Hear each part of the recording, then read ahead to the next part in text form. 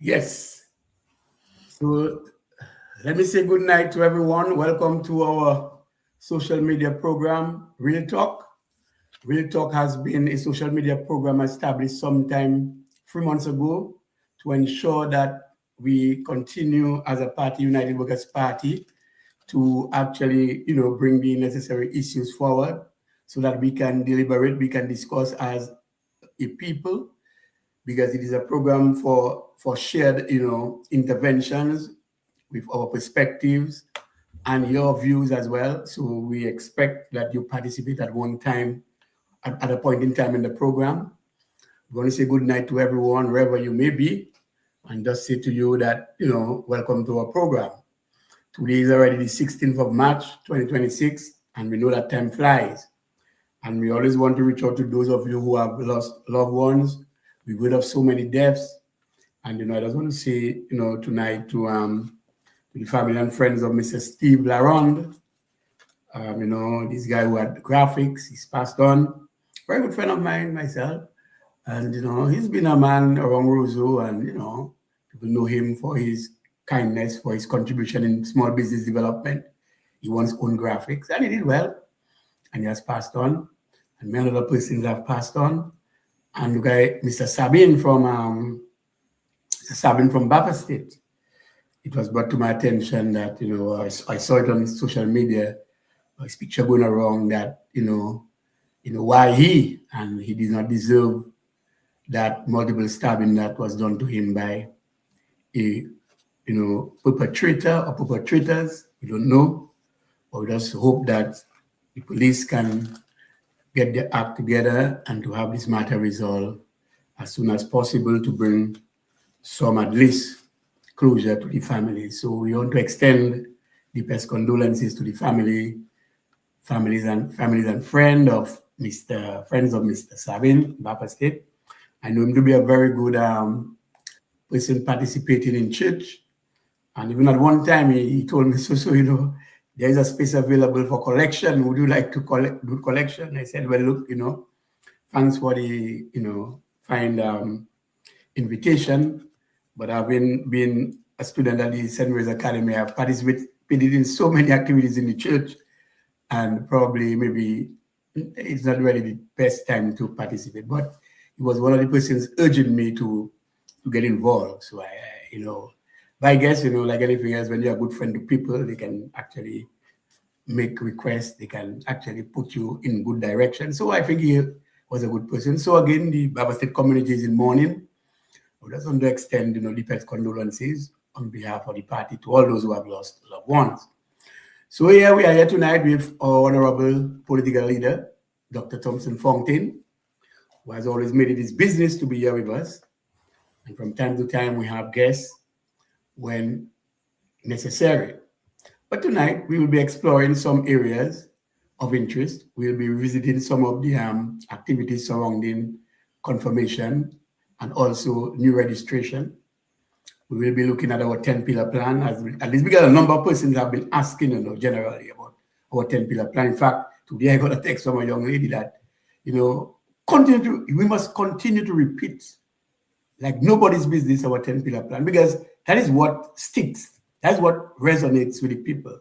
And it seems to me it's a plan that is well good to rescue Dominica.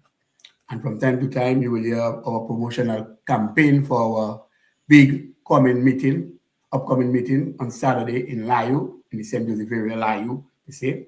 And so, you'll hear. So, Dr. Fontaine, as usual, Doc, let us welcome you and let's tell us what is happening around.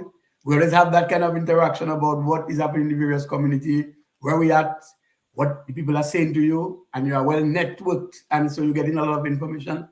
So it's the people's time, man. Inform the people what is happening, sir. Yes, absolutely, absolutely. Good night to everyone. And I see already we have many persons who are tuned in every Thursday, or regulars as we call them. Let me just give you guys a special shout out. That's really good that you continue to join us every Monday night on Real Talk as we continue to explore issues of national importance, as we continue to explore, basically give you an insight into what the United Workers' Party Team Dominica brings to the table, what our plans are, what our expectations are, and we're very happy that you can join us. I mean, it's an awesome time that we're able to share. So we're really thankful for that. And I just want to start off by again, saying a big shout out to the good folks out there in Portsmouth. Over this weekend we were able to visit that constituency there, and I must say it's pretty Wow, exciting. It's pretty exciting. exciting. You know, people believe that this is a Jean de Patat, as we say, local palace for the Labour Party, but I'll tell you, the people in Portsmouth are hurting just as badly, if not more, than the rest of Dominica. They have seen Ross taken away from them. They have seen, their livelihood literally stripped from them, and a lot of people, and when as we went through and we see, you see just the kind of apartment buildings, that are still there in the Picard area, basically abandoned. I'm like, this one looks okay. There's no light in this one. There's no light in this one. This looks like, it's amazing. This tremendous stock of real estate, of housing that is just empty, and so you have to feel for the people, and I believe that deep down some of them must be asking themselves very serious questions as to what exactly they're voting for.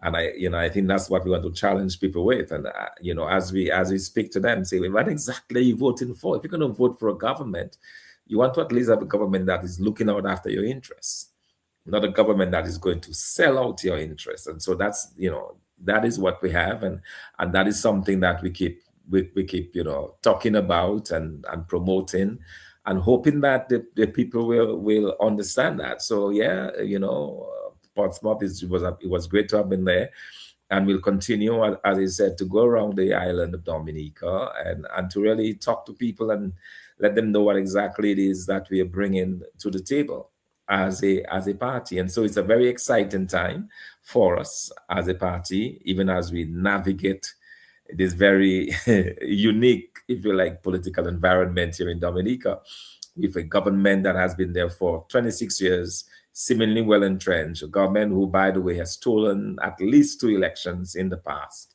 and who continues to posture themselves as if they want to do it again, given everything that's going out around the confirmation process, the failure to register persons, and everything else, just a complete disregard for what one would consider to be proper and good. And so we are very much interested in getting the message out to the people that the United Workers' Party cares about them, that we are prepared to govern with the people in mind, with a deep caring and love and concern for the people of Dominica. And I believe that message is resonating, across Dominica. The people are listening to us, and we're very thankful for that. I must say that even in a supposedly very strong labor stronghold, you don't get much resistance. I mean, people are listening to you, people are willing to engage, and that's what we could ask for, and we're very happy, very, very happy for this. Oh, yes, certainly. And, it is interesting that you mentioned Portsmouth because, as you rightly said, a lot of persons have the view that, having, people of Portsmouth having somebody labor for so many years that it is almost impossible that you could go down there and make some kind of mileage and political mileage. But it's not just about political mileage. It's about empathy. It's about caring for people. It's about knowing what is happening. And it must have been heart-wrenching, Doc, to see all of the apartments that you rightly say, just idly laying by, no empty, and nothing is happening there. And, when you're not living in a building, you have to talk about its internal breaking down. So we really hope by the time we come in that we can really put what they call community tourism in place and to boost, the tourism in the northern area so that these apartments themselves could be occupied. Because even before us, some of them were about 50%. They had 50% occupancy rate. And imagine without Ross now, you can imagine what it is like. So we've got work to do. But Doc, interestingly, Doc, we have not left. We have never left. It has never been on the back burner. We have been front and center with this electoral process. And from the time the passage of the Registration of Electors Act came about, And that was the famous day when we had the 25th of March demonstration outside the Parliament that coincided with that.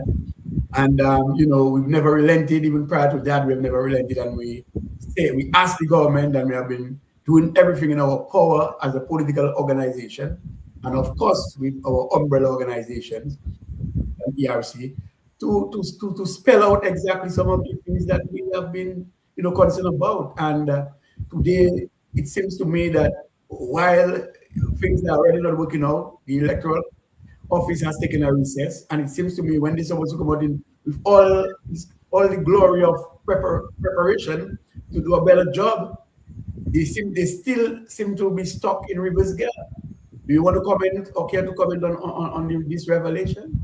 Yeah, absolutely. And let me also, even before I comment further, let me remind Dominicans that a number of us, number of patriots, 25 of us to be exact, were arrested over the March 19 event, and we'll be commemorating those events next week. I won't say next week. This week, March 19. On Thursday, we'll be having a press conference Thursday morning. That's the Electoral Reform Coalition, and also on Wednesday, there will also be a roundtable discussion on MAT, where we can introduce some of the persons who were arrested. And a number of those persons were in court today. A number of persons a year later are still before the courts, and another postponement. So we have basically four groups. You have mainly the women who are before a female magistrate. That matter has been postponed to September of this year. Then you have the other group of largely men who were in court today, and it's now there before Magistrate Loda, has been postponed to the 23rd, I believe, 23rd of July. And then you have myself before a different magistrate, Magistrate Singh, that has been postponed to the April the 9th. And then you have Mr. Ronald Charles, who is before Magistrate. He is before, not a magistrate whose name escapes me now, but he will also make an appearance later this year. So we see a whole year after all of that, this thing is dragging on. We have gone ahead and challenged the legality of the Riot Act under which we arrested. That came up for first hearing in February, and we are back in court on April the 29th, where hopefully we'll get a chance to argue before the High Court judge that our arrests were illegal and should put a stay or stop to whatever proceedings are in the magistrate's court. So that's where we have that legally. But at the bottom of all of this, the reason why we wanted to do this protest was because we were very much concerned about electoral reform. Bear in mind, we boycotted, the United Workers' Party boycotted the last general elections of 2022 over this very same issue.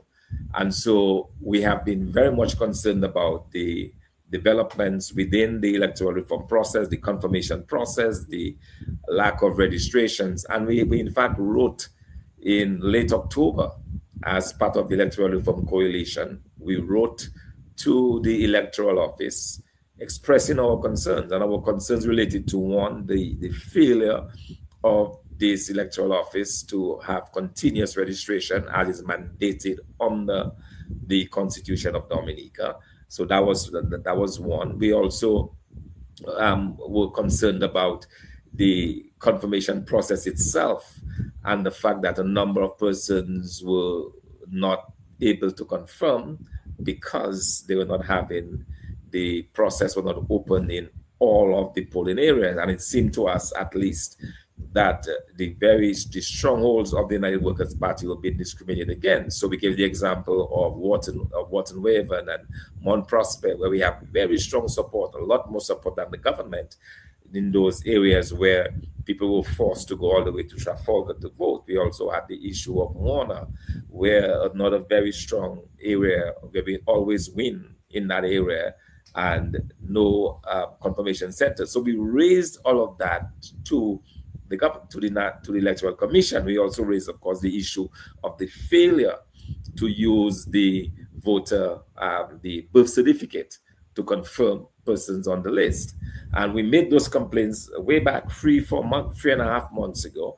There was no response, not even a courtesy of a response from the Electoral Commission. But later on, other people joined the fray. And more recently, we heard the Prime Minister making some noises, and all of a sudden, we have the reintroduction of the birth certificate. So we are thankful for that, but we also say that the process does not make any sense. The fact that you're asking people to bring picture ID, you're asking them to bring government IDs, and they still have to bring somebody with them. I mean, they have made this thing unnecessarily cumbersome. So there is still room for improvement. There is still room to ensure that people can move from one constituency, that they remain in their constituencies and get confirmed. So there's a lot of room for improvement. And on the issue of new registrations, what happens to persons who have not been registered over this past, year and a half? What happens to them if there is an election? What happens to them? So that these are very serious issues that we have raised with the Electoral Commission. Even the legality, we even raised the issue of the legality of an election where a number of persons have been disenfranchised in terms of not having been able to register. So all of that, we've made representation about. And it is good that the Electoral Commission is taking some action, but they need to do more. We are looking for them, for example, to ensure that they focus on the areas where they do not have confirmation centers, that they can move into those areas and get persons confirmed. All right, and let us get the process on. We also want to lament the fact that after more than 3 months of confirmation of people have been confirmed, we are told over 10,000 applying for confirmation. We have only a few hundred appearing on the list, but even worse than that, even those who have appeared on the list have not been in receipt of their voter ID cards. All right, so that to me is another huge problem that we have. Persons are registered, no voter ID card. So the whole process also, I think, is extremely slow, extremely frustrated. It appears to me that the Electoral Commission has not been prepared for this process, and they're still not prepared.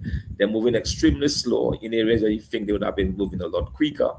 For instance, I'm sure you confirmed over 3 months ago, so and you're yet to appear on the list, Yeah.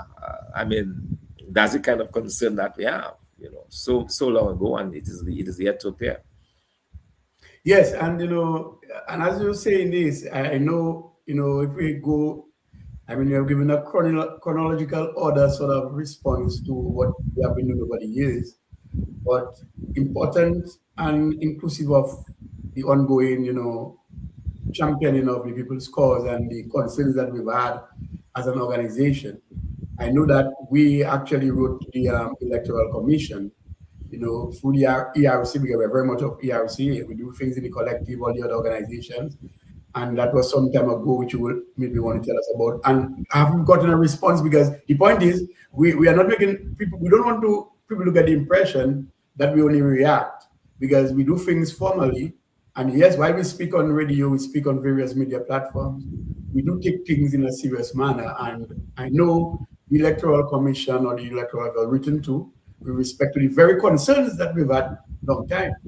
Rather with that, have they responded to the organization? No, we've not. They've not even acknowledged receipt of our correspondence, and that I think is very unfortunate, because we are an organization that's comprised of all the political parties, along with other civic groups in Dominica, and they have not even bothered to respond to us. So it's a bit disturbing, because I think that the concerns that we raise, they are legitimate. They were legitimate. They'll continue to be legitimate until they're addressed, and so we hope that they will, in fact, act even beyond what they've done. Yes, as I said, it's good that they've moved to introduce the birth certificates, which will take off a lot of pressure, because a number of persons, it was clear, did not have the means with the passports and social security card and driver's license to get confirmed. Now, a lot more people will be able to do it, but even then, there's an added cost. You have to get a ping pong picture. They are not in your area. You have to bring somebody with you. So it is still not as easy and as accessible as we would like it to be. And that's why we're saying that there's a lot of room for improvement with respect to the confirmation process.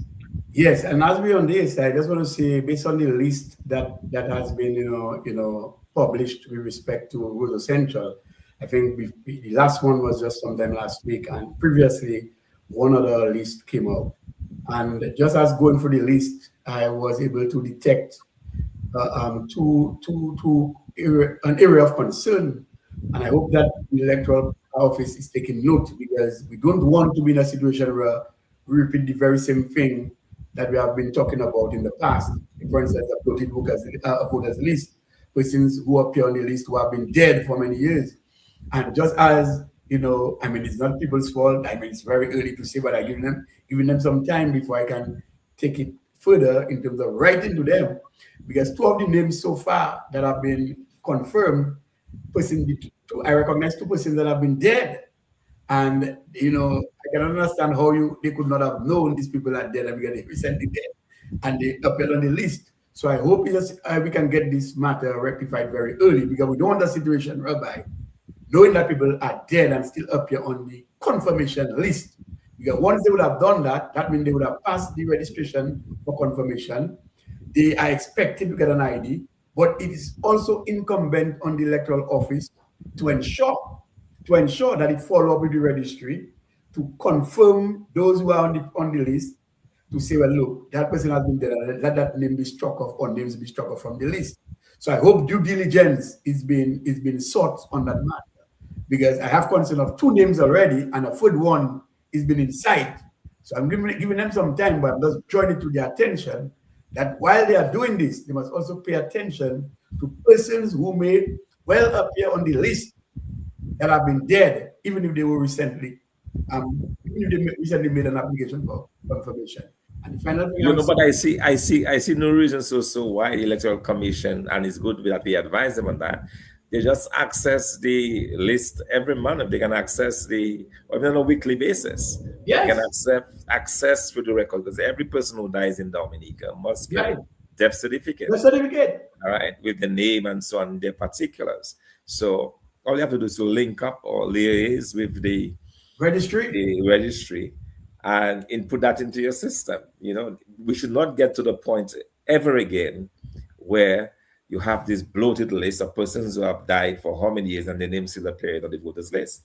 I mean, let's move into this modern age. We're talking about a modern age of AI and computer intelligence and so on. We need to do better. Yeah. So this is a very serious thing that we're talking about. This whole electoral process is a very, very serious affair, because we get it wrong, then the country can be doomed for many, many years. We do not do it right. We can get leaders that we do not support, we do not want, and they impose their will on the people. And so it's very important that the Electoral Commission gets this right. And that's why we keep appealing to them to do better than they've done up to now. Yes, and so in their structure, because I'll put them on notice again, in the last consultation we had at the parish hall, when the ongoing consultations were on, I heard the question I raised the question with another person, and the Attorney General assured us at that meeting or that consultation that, of course, the electoral office was working in collaboration with the registry to know who's there. So I'm putting it to them now that they better work, and they better have a special unit to oversee this whole aspect of looking for people who have been reported. You get death announcement, and just confirm with the registry that is the case, and do not have them repeated. But before we move on to take a break, let me just say again too, finally, that I know an important gentleman, well-known gentleman with business in Dominica. He has also written an article, and Mr. Gregor Nassif. And of course, I don't know if the reaction of the electoral office was in response to what Mr. Gregor Nassif has said. And even the Prime Minister himself come out and blast and put the electoral office under the bus when he started to react as if that things were so just known to him. But Mr. Gregor, I think I want to congratulate him for the work that he did. And if at all is the response of both the government side and the electoral office is as a result of what Mr. Gregor Nassif has said, it's just sad, because if you're telling us that the ERC, UWP, and other organizations have written to the Electoral Commission or the office and have not gotten, not even a receipt of acknowledging that they have received our. So let me just say at this time, we're going to take a break, because it's important that we broadcast our upcoming big meeting for Layo in the St. Joseph.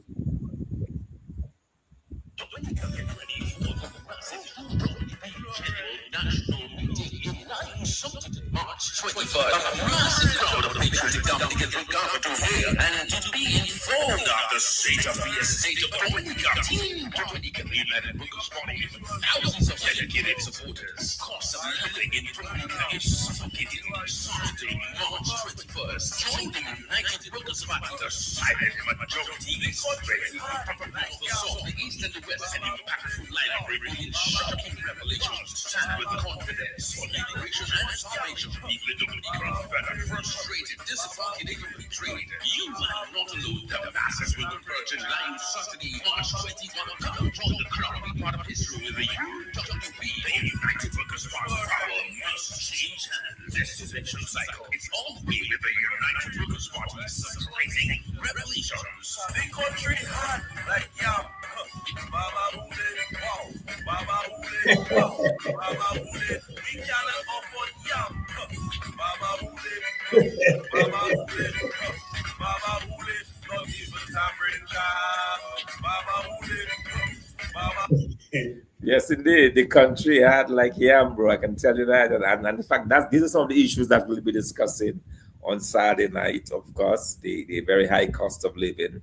And with this situation in the Middle East that appears not to come into an end anytime soon, is going to have implications for us here in Dominica. So an already bad situation in this country is certainly poised to get worse. And so that is something that we have to always be mindful of. And that's why we're looking forward to Saturday night's meeting to be able to bring out some of those ideas, some of those things, and to remind people of their current state and where they are in Dominica and where we can be with a vote for the United Workers' Party Team Dominica. So Saturday should be excellent. We're in the middle of Layo.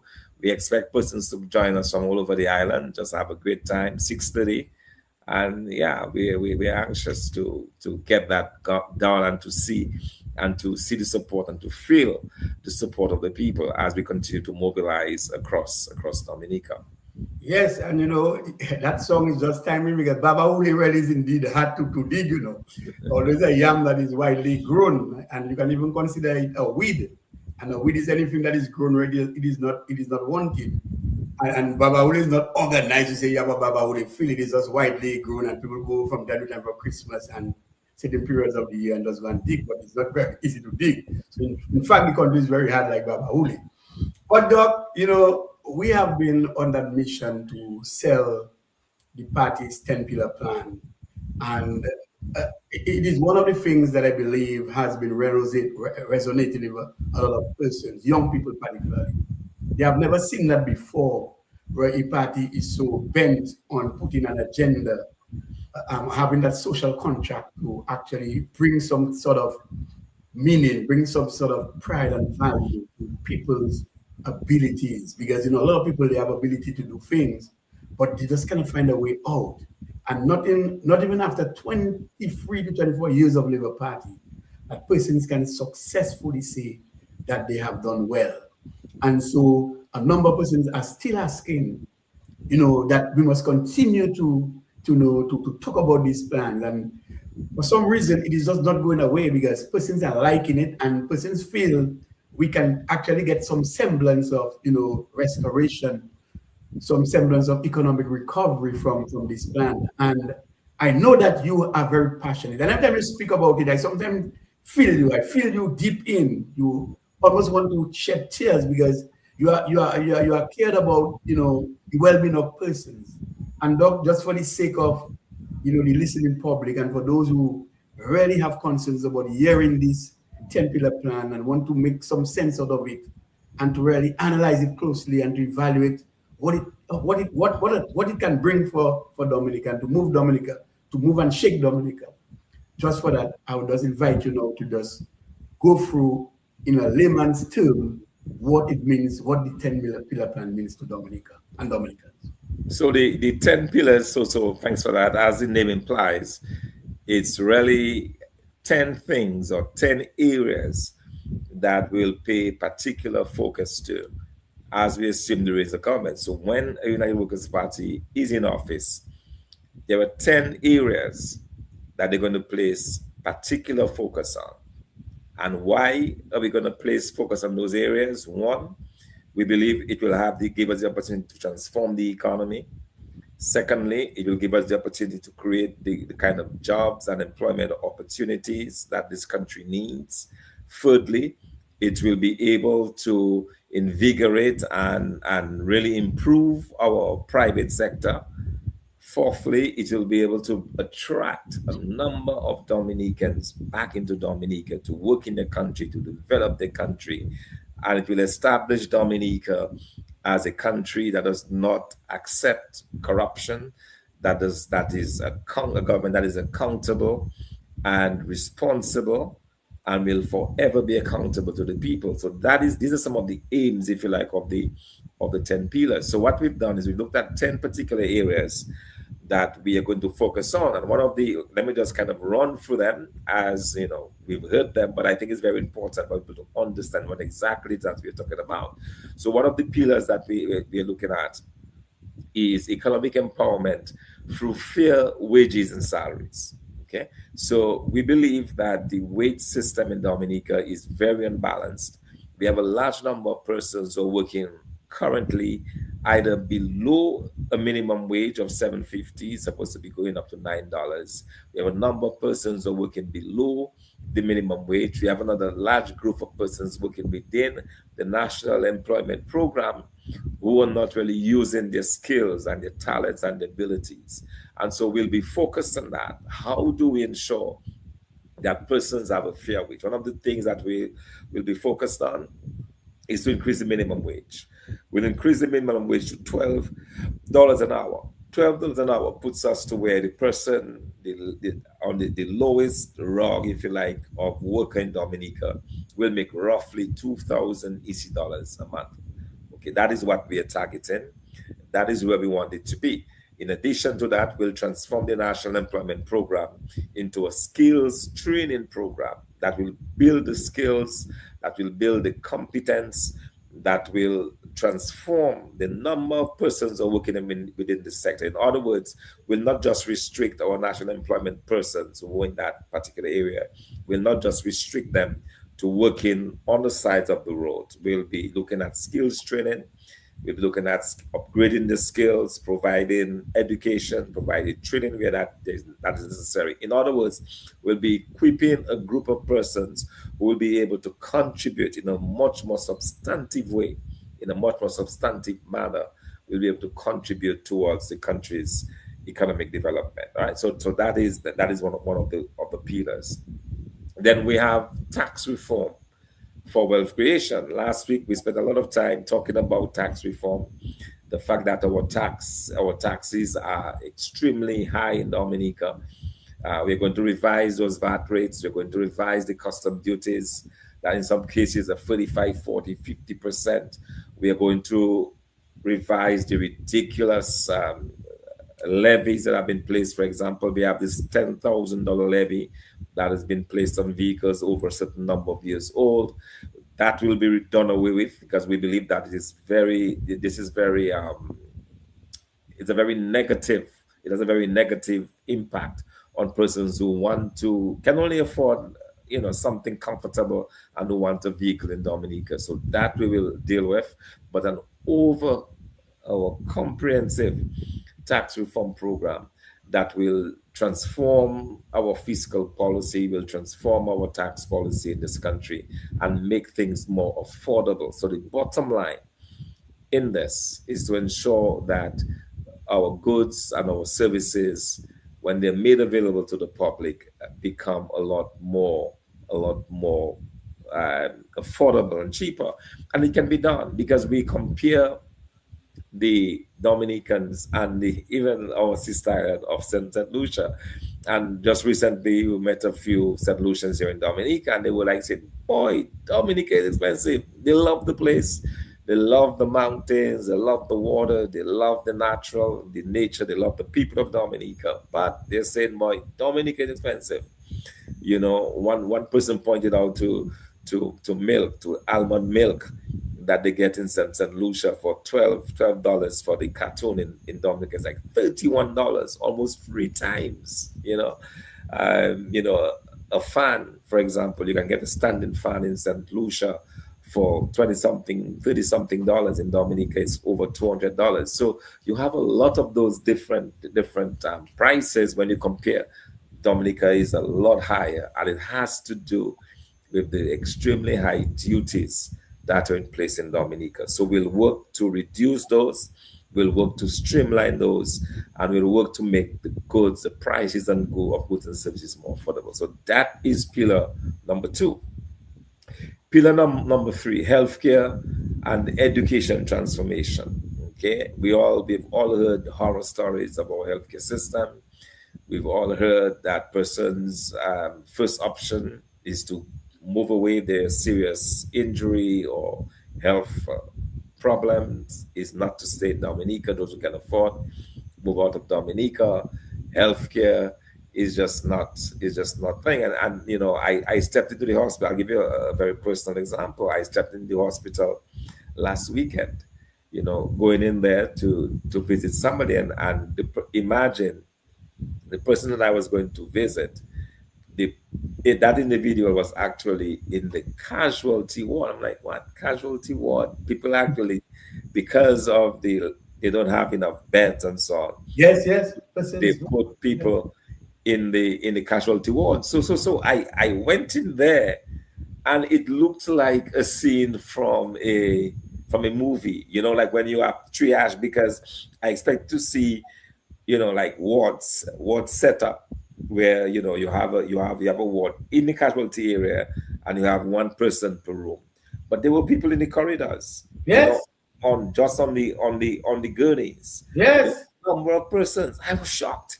I was like, my goodness, look at and people in different states of pain and you know and sickness and so on.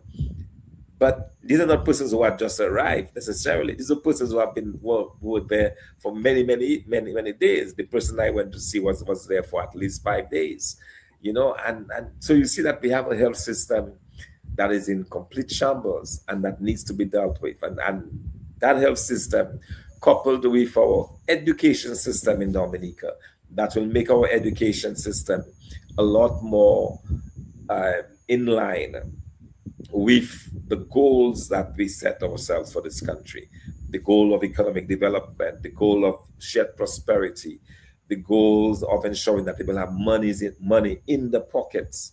Our education system has to mirror that. So the training that we will focus on, the educational opportunities that we'll provide for our young people in Dominica, all of that will have to align, particularly with what we are trying to accomplish in Dominica, what we're trying to accomplish as part of those 10 pillars. So that is pillar number 3.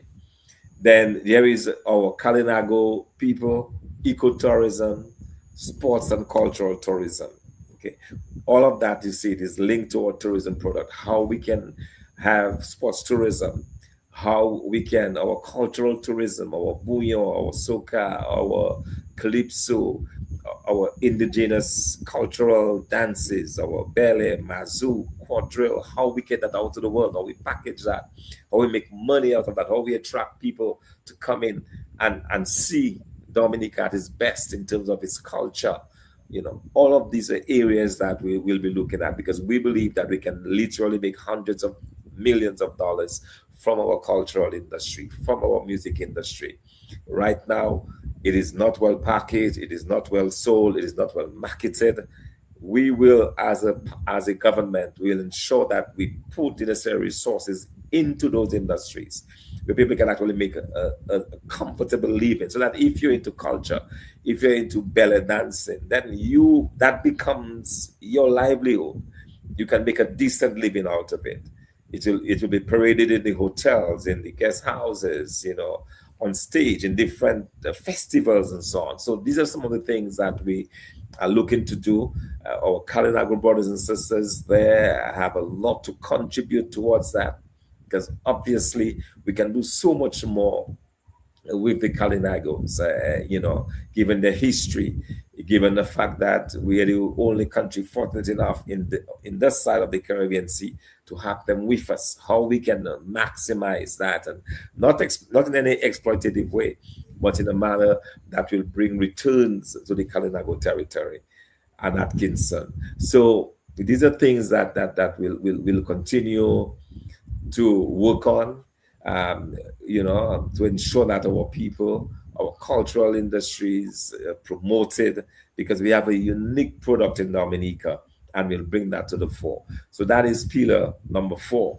Then we move to pillar number 5, where we establish agriculture, water, and manufacturing sectors. We are going back into agriculture in the big way in Dominica. I want to make this statement bold and clear. We are going back into agriculture in a big way in Dominica.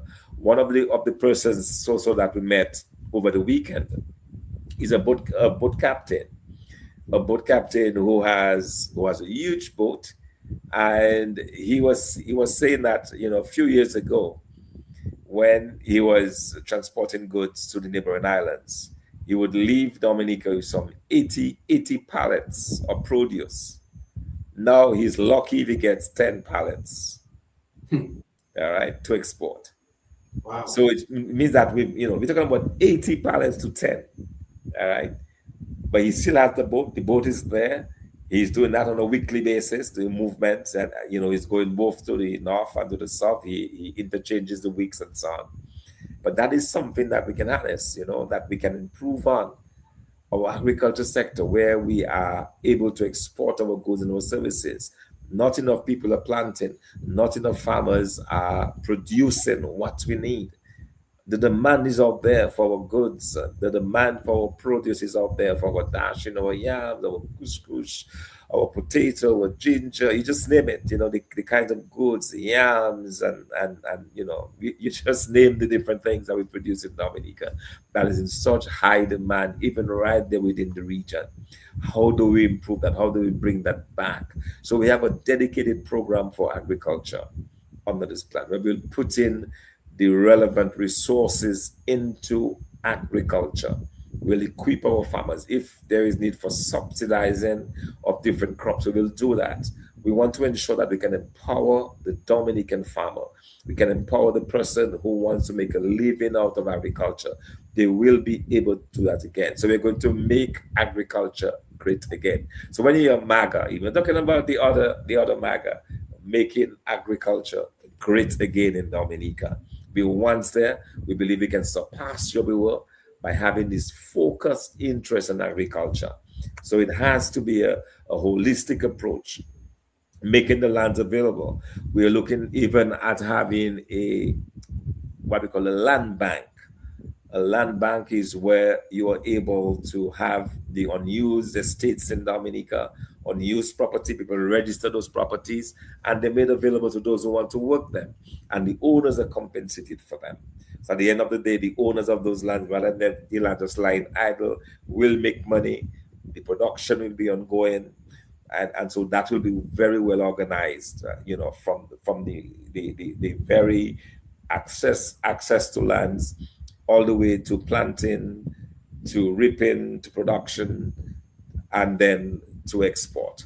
But not only that, we will have this whole agro-processing aspect of it, where we'll strengthen our agriculture. Because while we are happy to export goods to our neighbors, I think we'll do a lot better if we're able to add value, a lot of value, to our goods. So the chip manufacturing, the sorrel treats that we can make, the pasta that we can make, the flour that can be done from our yams and from our dasheen and from our cassava, the different things that can be made, all of that, the bananas that we can use, the coconut that can be bottled, so much that we can do in manufacturing, and we will focus on. That is very important. So our manufacturing will be moving in line with our agriculture, because it will be there to support our agriculture. And then our water industries, obviously, with the abundance of water. We were happy to hear that bulk water will soon be exported to St. Lucia. But we see no reason why that can be expanded to other islands in the region. That's correct. Especially our neighbors up north, where there are serious issues with water. Why can that happen? Why can't we have 4 or 5 bottling plants, water bottling plants in Dominica, exporting water across the globe. These are the kind of things that we'll be looking at, will be put in place. That is the plan, so. Five. These are five of the pillars, and I want to run through the other five quickly because we know time is Yes, up. of the essence, and we have a few questions. Understand that every what each one of these will do, because as we go through them, you're seeing, and I believe that the vision is already being unfolded to the Dominican public, where they can see exactly where we're headed with that.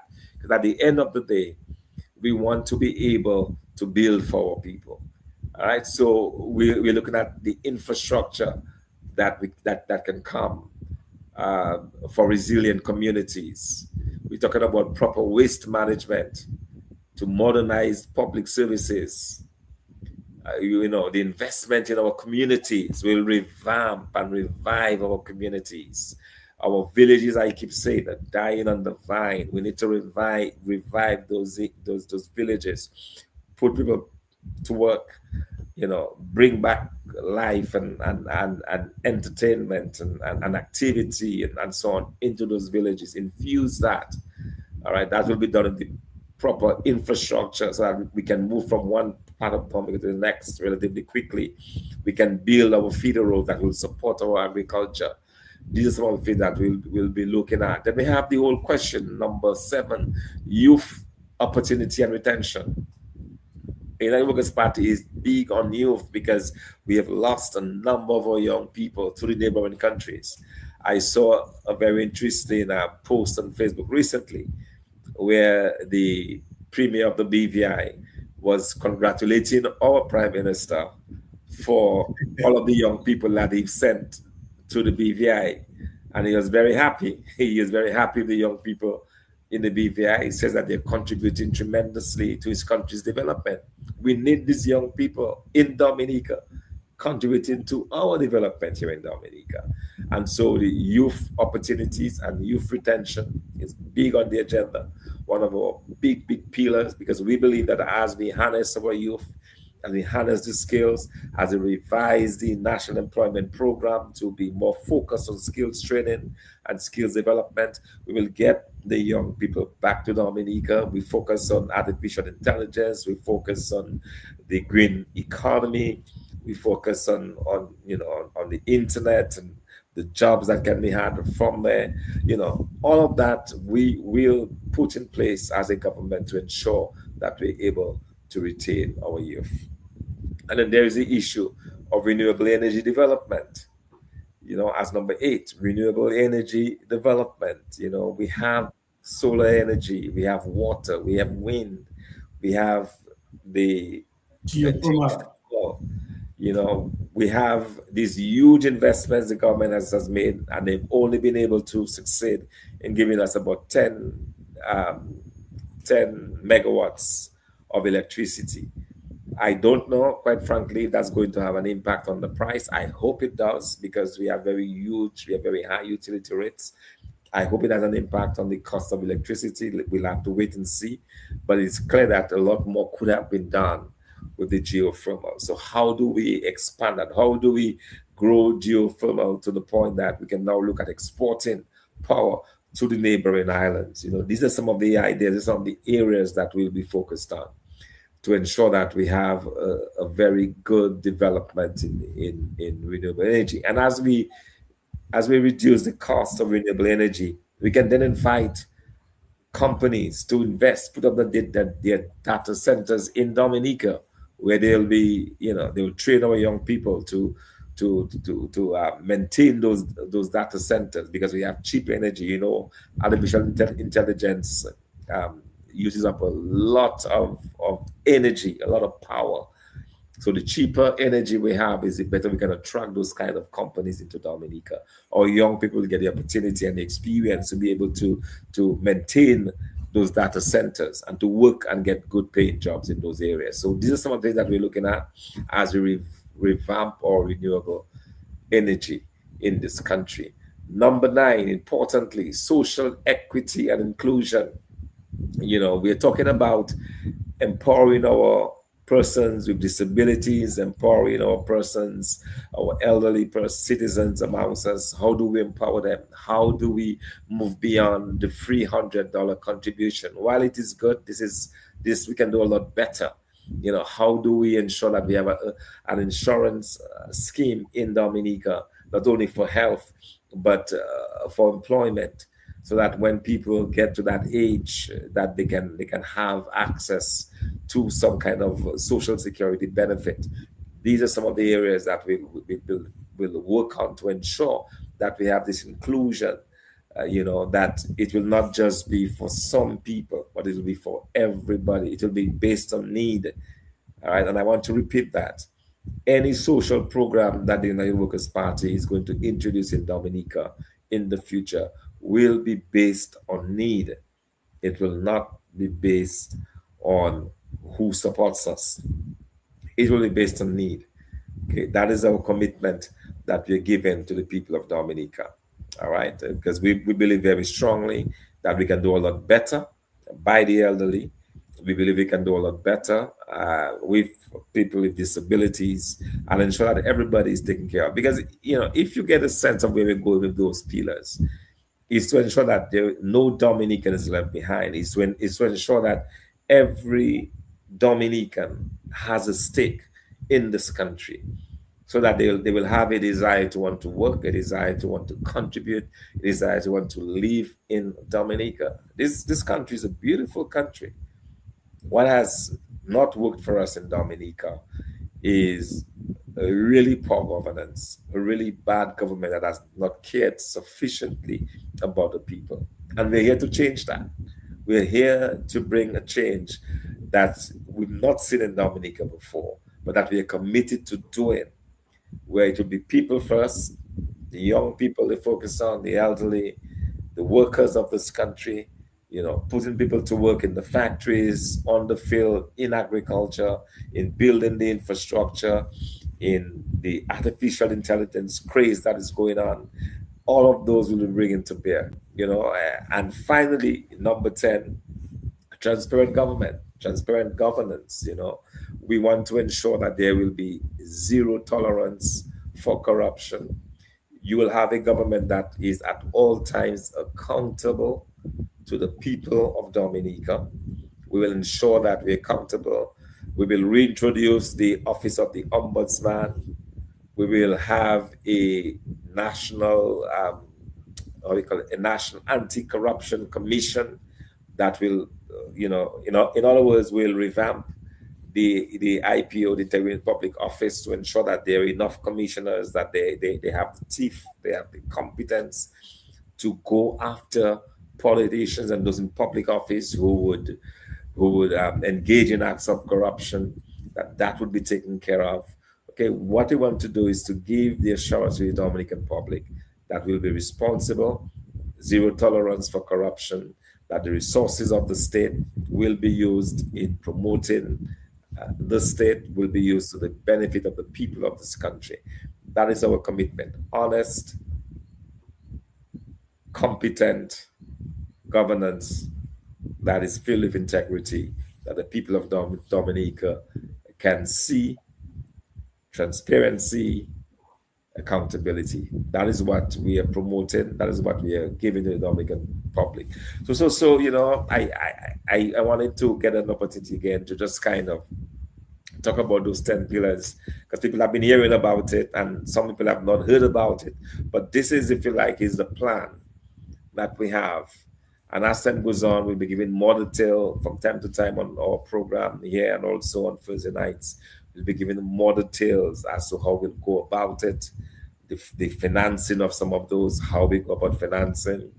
We'll be talking about, as we lose revenues, as we might very well do if we introduce some of those tax reforms, how we're going to make up those revenues so that the government and the services that we're trying to promote will not suffer. So these are the areas that we are committed to. These are the things that we're committed to doing.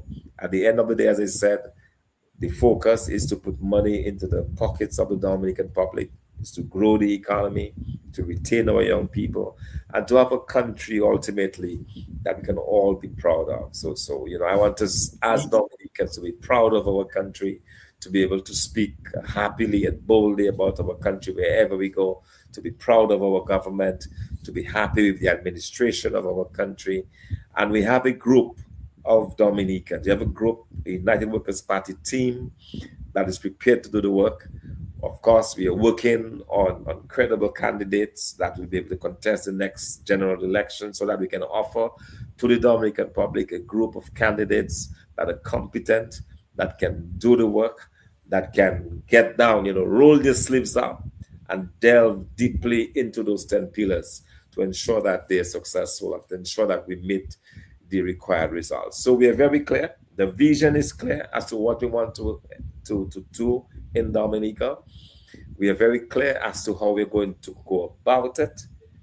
What is needed right now is for the support of the Dominican public, the buy-in that is required from the Dominican public, if you like, the assurance that when elections are called, that we'll get the vote of the Dominican. That's why we're doing this. We want your vote. We're not afraid to ask for your vote because we believe we have a better plan. We believe we have a stronger plan. We believe that we have a plan that will stabilize this country of ours for many, many years, that will bring growth, that will bring prosperity, that will put money into the pockets of the Dominican public, and that will build a country that we can all be very proud of. Oh, yes, certainly. And before we take a break, I want to say I want to just say too, like anything else, this 10-pillar plan is not at all, cast in stones. And as we go forward, there'll be continuous improvements with respect to how we go about making the adjustments. Because remember, as we scan the environment, there are factors obviously that will change things and we will adjust accordingly. So it's not cast in stone, it's continuous improvement going forward. But just before we take, and earlier on somebody made a point, but I was just going to make the point that it is not only that we're establishing things. Take for instance an example, like the minimum wage. It's not just about increasing the minimum wage, because obviously some people will say, of course, what about the business people?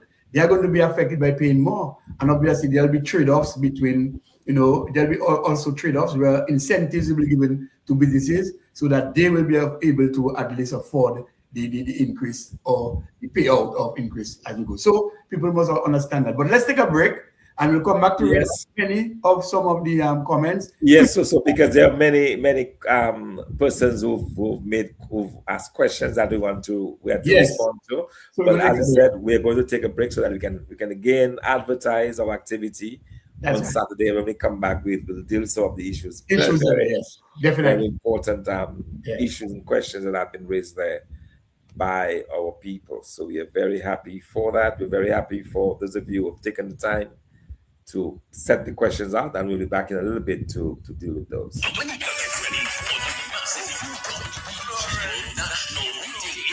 Saturday, March 25, a massive crowd of patriotic Dominicans will gather to hear and to be informed of the state of the estate of Dominica. Team Dominica, the United Workers' Party, with thousands of dedicated supporters. Cost of living in Dominica is suffocating. Saturday, March 21st, join the United Workers' Party, the silent majority is ready. From the south, the east, and the west, an impactful lineup revealing shocking revelations. Stand with confidence for liberation and salvation. People in Dominica are very frustrated, disappointed, even betrayed. You are not alone. The masses will converge in line Saturday, March 21.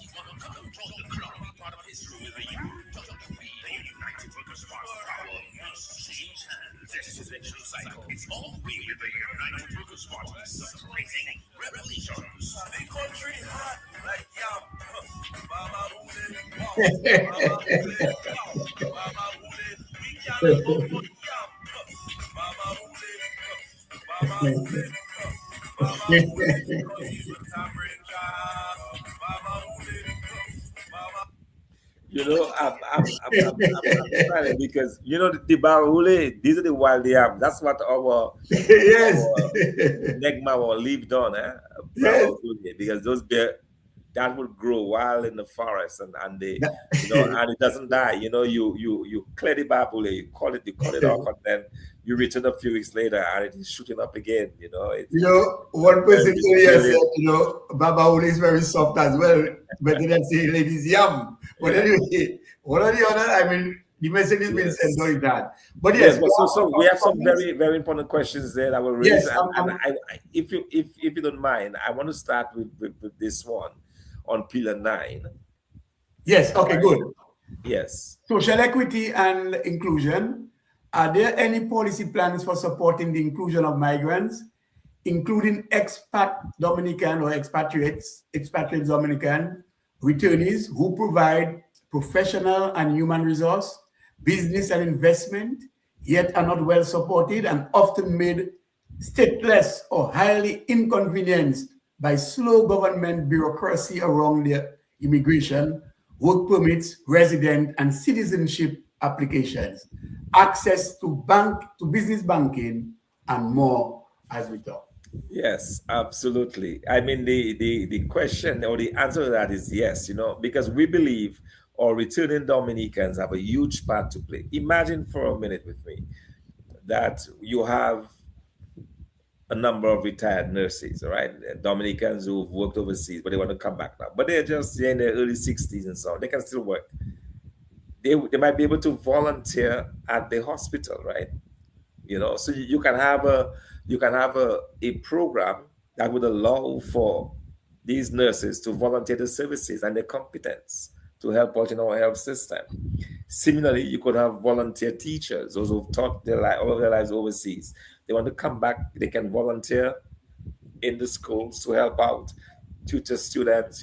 So we're going to find areas where the returning migrants who want to contribute to their country will get the opportunity to do so.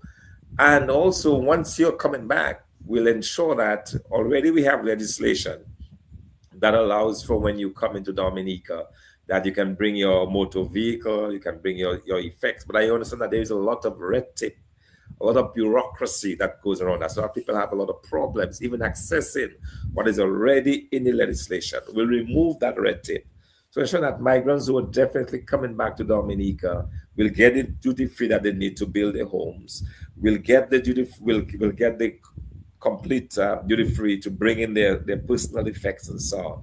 All of that bureaucracy will be streamlined so that they can quickly be established. And tied very closely to that, of course, is our health system, because we cannot succeed at getting migrants back into Dominica without a top-class health system. That is why health is one of our key pillars, because with health, we'll be able to get, these individuals who want to come back to contribute. So the answer is yes. The whole question of being able to provide resources, because some of these individuals coming back will have resources. They will be able to invest in small businesses. They'll be able to partner with others or with locals, to do business ventures. That is why, as we look to improve and expand the private sector, the migrants are going to play a key and important role in all of this. Yes, and one person saying the United Workers' Party's 10 pillars plan present more than just a policy. They outline a clear practical vision for national progress rooted in opportunity, accountability, and sustainable growth. By focusing on areas like economic empowerment, education, healthcare, and good governance, the United Workers' Party provides a roadmap that everyday Dominicans can connect with, because it speaks directly to improving quality of life. If embraced collectively, these pillars can unify citizens around what they call shared prosperity. But yeah, let's take this one, and you will just do, yeah, right. And you'll just do one summing up after it. How does United Workers' Party make agriculture great again when it was formerly based on a heavily subsidized farming and government-led initiatives, all of which now exist and still has not led to modernization and industrialization of agriculture? And in fact, most farmers do not invest in their own skills set, nor in the business of farming that can improve international expectations of quality and consistent volume supply. Yes, so there is a role for government. As I said, previously, if needs be, that the government has to subsidize certain types of agriculture, whether it's the subsidy, whether it's the not the subsidy, but the inputs, fertilizers, and different chemicals and so on that is required for good farming. There is a way that it was done previously, and it can be done that way, so that the farmer who is coming in initially doesn't have the resources to buy the inputs. That can be subsidized initially, and then the farmer, through a contractual arrangement, when he sells that produce, he pays back over a period of time. He pays back for the fertilizer, he pays back for the inputs. So there's a way that you can organize it. It can be organized in such a manner that there is no heavy burden on the farmers. The way farming is being done in Dominica now, the burden is entirely on the back of the farmer. So they have to come up with the money to get a bag of fertilizer. A small bag is $80. A large bag is $160. I know, because I've just bought fertilizer just this past week.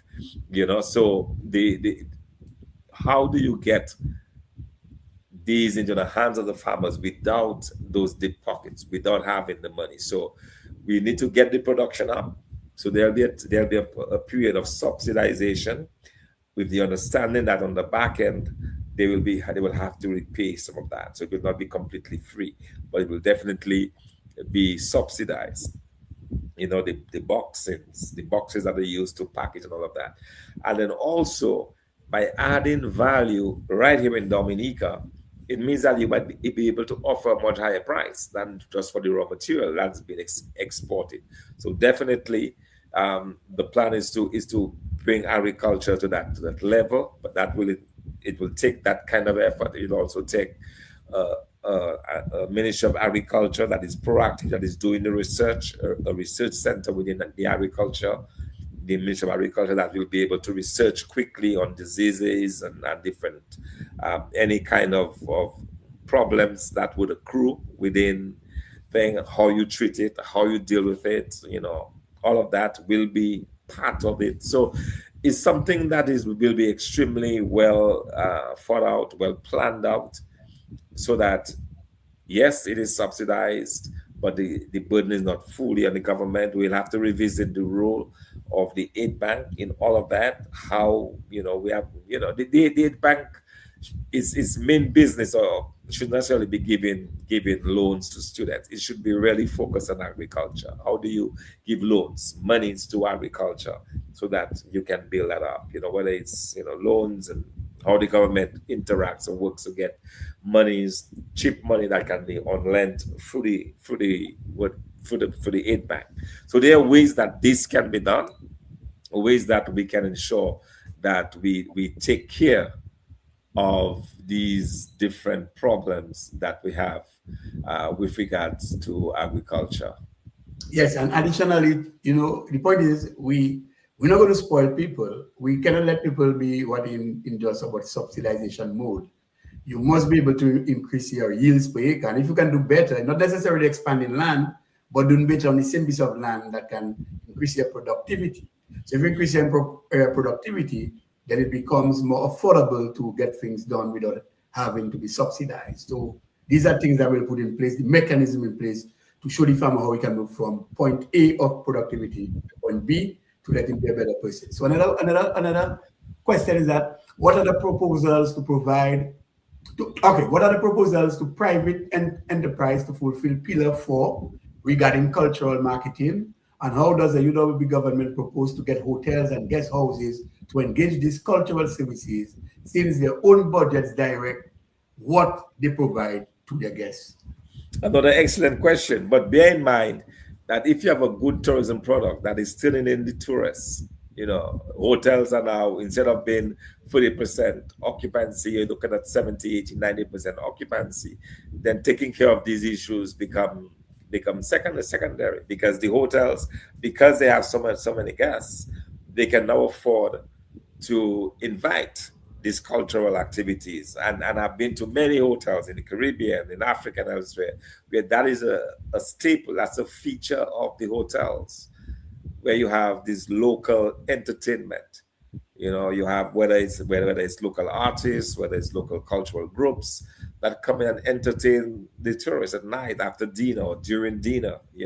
So that is something that can be easily done. once the tourism product is at the level where you have a lot better occupancy, a lot more tourists coming in, that is something that will be dealt with that way, so that the hotels will, that be one way that they can enhance their offering by offering this type of cultural exchanges and different guest artists and so on. Yes, so I think we have been out of time, and we will continue this important and interesting topic. I believe one person is saying, and I get it, that it is important that we really get hard on this electoral commission to get its act in order.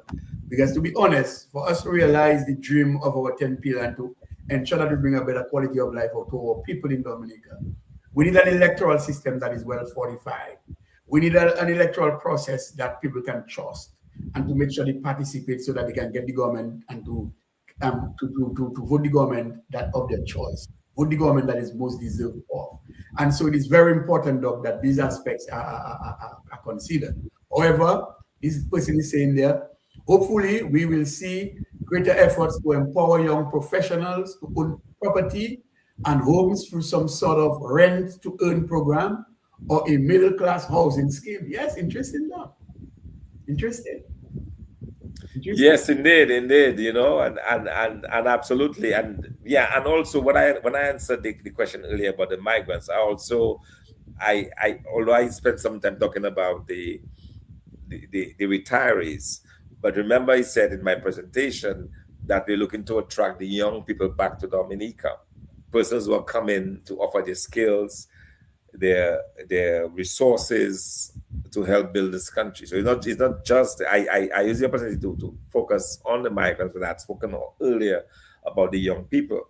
But part of what the plan is to bring the young people back to Dominica who are still in their 20s, in their 30s, in their 40s, who still have a lot to contribute towards this country. So that's very much a part of the plan, and obviously young professionals coming in, the ability to own their own homes, access to loans and so on, to be able to build the housing, and and ready to build up the middle class. That is what this is all about. You want to build up a very strong middle class that will be able to take their vacation when they want, but they'll be living here, they'll be paying taxes here in Dominica.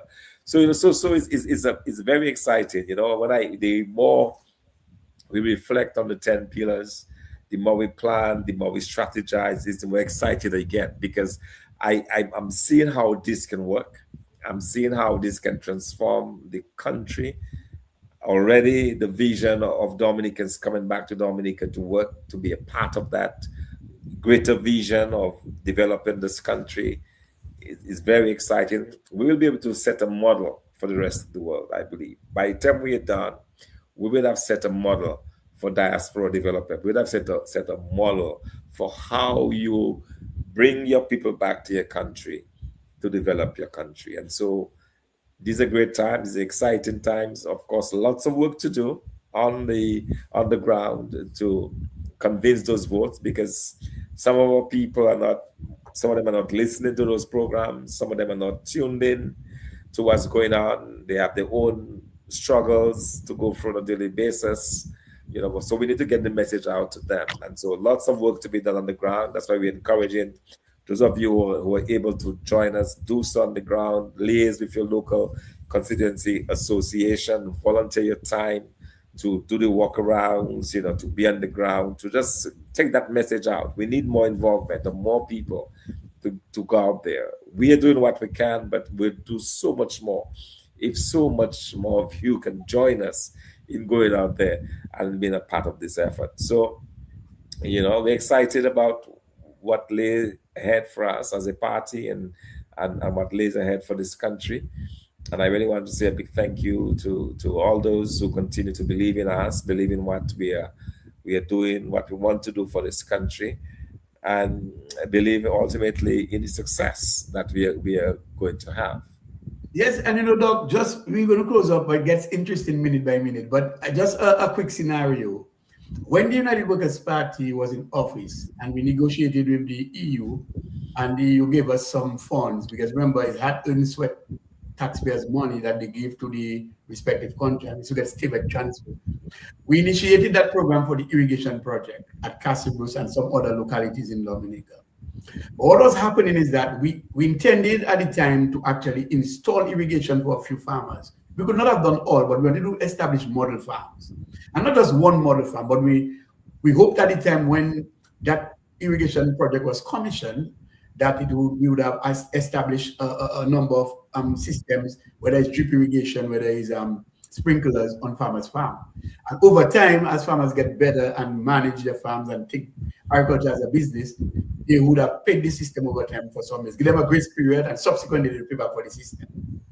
Okay, we lost governance of the country, and so the Labour Party came in. But the hard work of the United Workers' Party was already there in terms of drawdown of the funds. They came, they did the irrigation project, and it was commissioned. But guess what happened?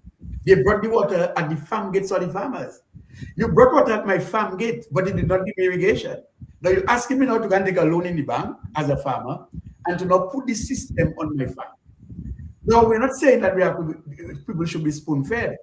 You're making the same mistake now, talking about land allocation to farmers, but yet no infrastructure. So we have to go further than that and put the necessary infrastructure so the farmer has no right to fail, which means that if at all lands were chosen in some areas that are kind of dry, semi-dry, and there is availability of water, you must be able to have some plan for irrigation to meet the needs of the crop or the plants that are going to experience some water deficits.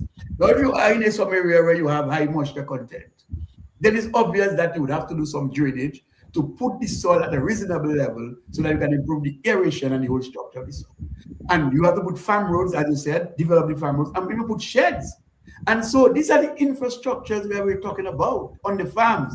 And where you have animal husbandry, put in necessary, not just an abattoir, but to make sure that you have veterinary services given to farmers, go and check the animals if they're sick, so that when you slaughter in, you have to make sure that you slaughter healthy animals. So this is something holistic. We need to get to the root of it. But we'll speak more of this in the future. So I love the ease with which you speak about this. I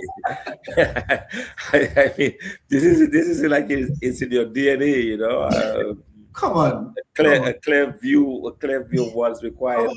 Interestingly enough, I just during this past week, yes. I went to Casibrus on the Casibrus stretch there. And I went to see a farmer there, and I was surprised to still see some of the infrastructure that right. put down. I was like, wow, look at how they were bringing the water to irrigate there. Yes. It's amazing the ideas and the plans that the United Workers' Party had, and then all of that just fell flat on this government. So we'll get back to that place where there is irrigation required. We will do the irrigation schemes, Yes, so all good things come to an end. All things, good things over. Yeah. So let me just say thank you very much. And I must say that this tonight was very interesting. Thanks for the question. And just as we do the work, we want to continue to make sure that we meet the needs of the people. You have asked us to go out there, interact, connect with the various communities, and that is what we are doing. But the work doesn't go on without a little bit of resources. We need to be energized. We need to be financially furnished to continue the work of the people. And so we ask and appeal from each and everyone, from all and sundry, to give us the support where applicable. And we are very grateful for those who have already contributed and continue to do so. But we say, look, our mobile banking ID is 555-2242, and the account number to this is 1005636. You can also go online and look at uwp-dominica.com, click on donation, and here you go and give your donation where necessary. Please give and give generously. We are asking for this. So look, as you wind down, I know we're going to play the ad finally for people to hear, but we'll just do a final remark so that we get it done with, and we'll just play, just give the rally another hype and call it a night. All right. Well, so thanks again. A great opportunity, just to share with those who are viewing and those who will view our podcast, the plans that we have for the future governance of this country. You will see that we are a mature party, a serious party, one that has ideas, one that is clearly strategizing for the future. because we deeply believe in this. We deeply believe that there will be a better day for Dominica. We truly believe that our better days are ahead of us. We truly believe that we can restore faith and belief in the ability of Dominicans to do for themselves and to build and grow and prosper this country. We believe that the United Workers' Party will put money once more into the pockets of the Dominican public. Shared prosperity for all of Dominica is what we're after. And that is something that we know is possible because we have the resources here in Dominica. We have the human resource, we have the capital, we have the land, we have the water, we have the geothermal, everything that we spoke about. We have the resources already here on island that we can bring the change, we can make the necessary adjustments and grow and develop this economy and this country. And so we're truly excited about what lies ahead. We want to thank the people for supporting us. We want to thank the people of Dominica for standing with us. We want to thank them for the support as well to the party. As you rightly said, we need resources. We cannot do this on our own. We need your resources. If you're overseas, you want to be part of that vision, a great way to do is to lend your financial support. For those who are here in Dominica, you can come and walk with us, be on the ground with us. We welcome your presence, we welcome your participation. Let us do that together. It's all about for Dominica, it's all about building a better future for our country. So let us join hands, let us work together collectively to get it done. Yes, thank you. This has been Real Talk with our political leader, Dr. Thomson Fontaine. Let me thank each and every one of you.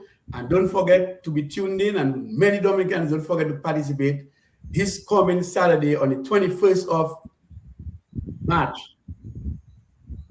down at Layo. From 6 o'clock, we are starting bank time to ensure that we bring the news to you and to bring the news of restoring Dominica's economic pride. Thank you. And good night. Saturday, March 21st, a massive crowd of patriotic Dominicans will gather to hear and to be informed of the state of the estate of Dominica. Team Dominica, the United Workers' Party, thousands of dedicated supporters. Cost of living in Dominica is suffocating. Saturday, March 21st, join the United Workers' Party. The silent majority is ready. From the north, the south, the east, and the west, and the packed food lineup revealing shocking revelations. Stand with confidence for liberation and salvation of people in Dominica that are frustrated, disappointed, even betrayed. You are not alone. The masses will convert to Lion Saturday, March 21. Come and join the crowd, be part of history with the UWP, the United Workers' Party. Power must change hands. This election cycle, it's all the way with the United Workers' Party. Surprising revelations. The country hot like yam. Yes. We cannot afford yam. Yes.